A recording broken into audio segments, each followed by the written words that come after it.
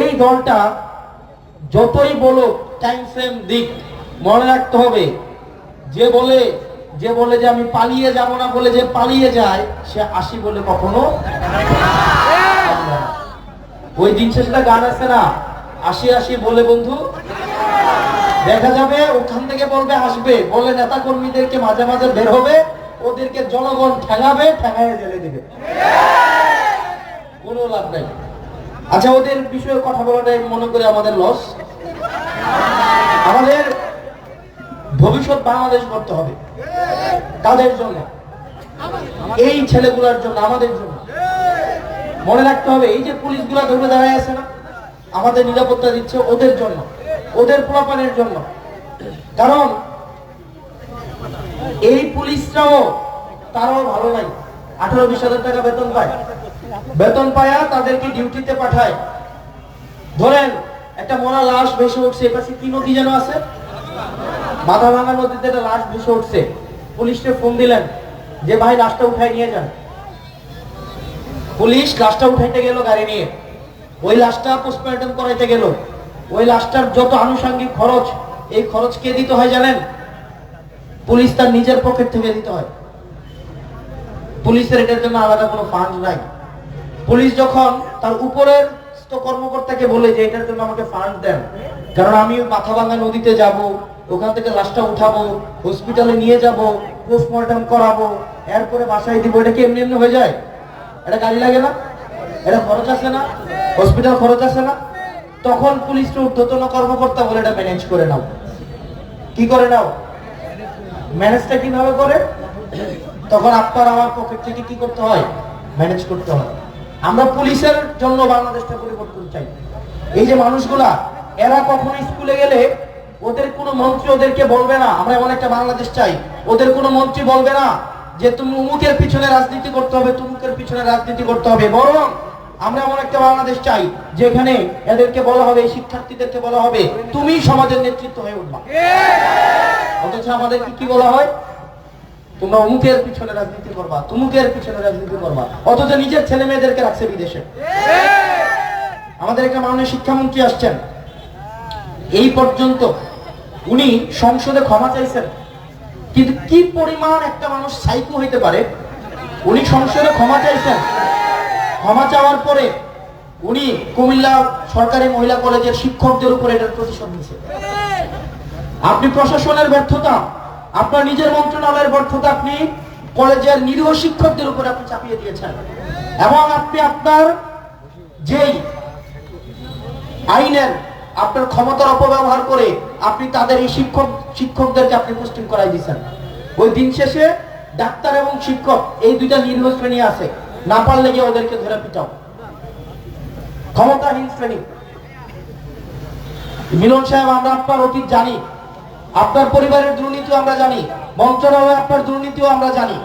সুতরাং মানুষের প্রত্যাশা নিয়ে আসছেন, এই নিরীহ শিক্ষকদেরকে আপনি যেভাবে আপনার ক্ষমতার অপব্যবহার দেখায়া তাদেরকে আপনি ট্রান্সফার করাইছেন, এবং নিজের দায়িত্বের জন্য বরং আপনার পদত্যাগ করা উচিত।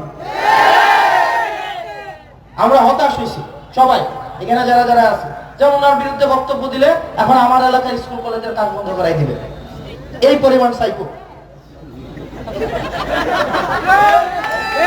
কিন্তু মিলন সাহেব, আপনারা যারা আছেন এটা মনে রাখেন না, সিজন একরকম যায়, কাজ বন্ধ করাইছেন, করাবেন, ফোন দিয়ে বলে দিবেন আমাকে হেল্প না করতে, কিচ্ছু আসে যায় না।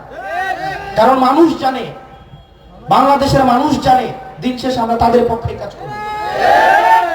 ফোন দিয়ে মনে করাই দেন, ফোন দিয়ে বলে দেন যে হাসনাতকে যেন হেল্প না করা হয়। 6 মাস তো চলে গেছে, এবং এই 6 মাসের মধ্যে অনেক অপকর্ম করছে। যাই হোক, দায়িত্ব আমাদেরকে নিতে হবে, মনে রাখতে হবে আপনার এই সুযোগ আর দেওয়া যাবে না। এখানে তরুণ আপনারা যারা আছেন, আগে কি হইতো, নেতা সুসময়ে দেশে ফিরে আসতো, যেমন এই লাস্ট 1-1.5 বছর অনেকে দেশে নতুন করে ফিরে আসছে, এবং তারা যে ফিরে আসছে সাথে করে তাদের সন্তানদেরকেও নিয়ে আসছে।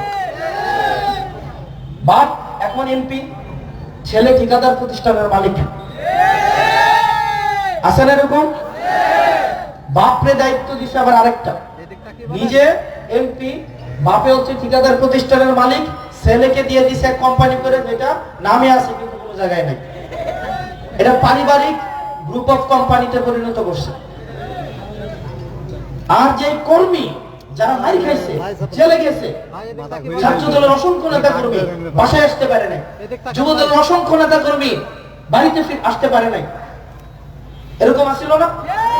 তারা কিন্তু ঠিকই নেতার ছেলে বিদেশ থেকে এসে নেতা হয়েছে, আর ওই যারা স্যাক্রিফাইস করেছে তারা এখন নেতার ছেলের পিছনে রাজনীতি করতে হয়।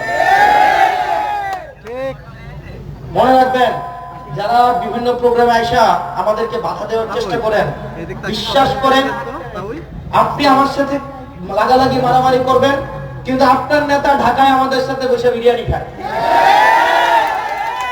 আপনি এলাকাতে কর্মীকে মারামারি করেন, আপনারা নিজেদের মধ্যে লাগালাগি মারামারি, কিন্তু নেতা ঢাকা শহরে আমাদের সাথে বসে এক টেবিলে খায়।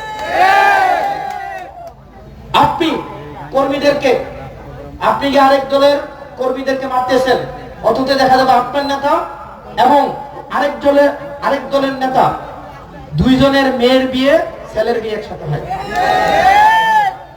এইভাবে আমাদেরকে, এই প্রজন্মকে আমাদেরকে বোকা বানাইছে। আমরা এখন দেখতে পাই, আমার বয়স মাত্র 27.5, আজকে 2 মাস ধরে 27 বলতেছি, তার মানে 27 মাসে এটা হবে, তার মানে 27 বছর 8 মাস। এই 27 বছর 8 মাস ধরে আমরা আগে ভাবতাম কি, হয়তো এই দলগুলা যেমনি মাইকে বক্তব্য দিয়ে বিরোধিতা করে, তারা মূলত আসলে এতই বিরোধী, বিশ্বাস করেন একসাথে মিলে ব্যবসা করে, একসাথে আত্মীয়তা করে। আগে দেখা গেছে কি অনেক জায়গা আছে, বিএনপি এতদিন বিদেশে যে বাসাগুলো ভাড়া নিয়েছিল মালয়েশিয়া, লন্ডনে, ওই বাসাগুলোতেই দেখা গেছে তার এলাকার আওয়ামী লীগের নেতারা গিয়ে উঠছে। আর কর্মীরা, দিন শেষে কর্মীরা হচ্ছে প্রতারিত। এখানে যতগুলো মানুষ আসছে সবাইকে এনসিপি করে, আমিও জানি, কেউ বিএনপির আছে, কেউ জামাতের আছে, মাইন্ড করেন না ভাই। দিন শেষে আপনি আমাকে এটা গালি দিবেন, কি লাভ হবে বলেন? আপনার বাসার বাজারটা আমার গালি দিলে হবে না? আপনি আমার একটা গালি দিলেন, ফেসবুক কমেন্টে একটা গালি দিলেন, রাস্তার মধ্যে আমার বিরুদ্ধে একটা মিছিল দিলেন, আপনার মার চিকিৎসার খরচটা জোগাড় হয়? আপনার মার চিকিৎসার খরচটা কিন্তু জোগাড় হয় না। ঠিকই আপনার নেতা, যাই নেতার জন্য আপনি আমার গায়ে হাত তুলতে আসতেছেন, আপনার মারে দেখা যাবে ফার্মেসি থেকে চিকিৎসা করাইতে পারতেছেন না, কিন্তু সেই নেতা তার নিয়মিত চিকিৎসার অংশ হিসেবে সে সিঙ্গাপুরে যাবে। কার জন্য বাংলাদেশ আপনি রাজনীতি করেন বলেন? কার জন্য? নিয়মিত চিকিৎসা, চেক আপ, ভালো কথা, নিয়মিত চেক আপের অংশ হিসেবে সিঙ্গাপুর যাবে। আর আপনি